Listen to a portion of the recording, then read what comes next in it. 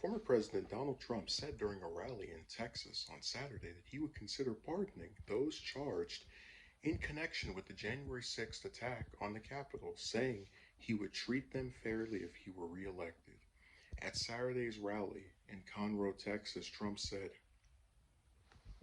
"If I run and if I win, we will treat those people from January 6th fairly.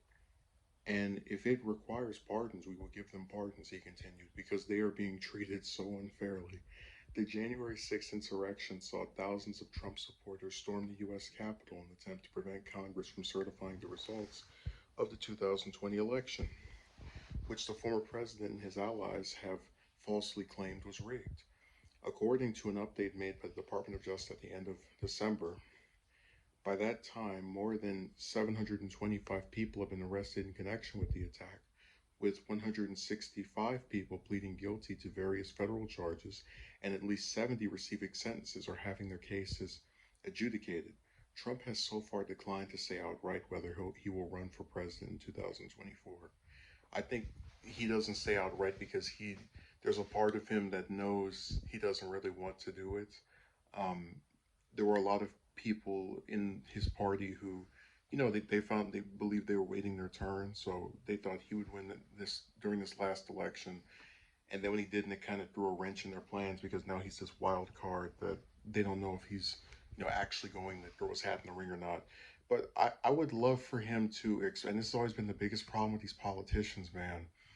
It's not just him. When they speak in these like vague terms, okay, the people who led or were involved in an insurrection that was meant to overturn the results of a democratic election um, are being treated unfairly. How so? What is being done to them that's unfair? But it's funny how a lot of right wing people refer to some left wing people as being snowflakes or believing that they're like victims. Like, but when you listen to a lot of the stuff that's said here, it sounds like victimhood.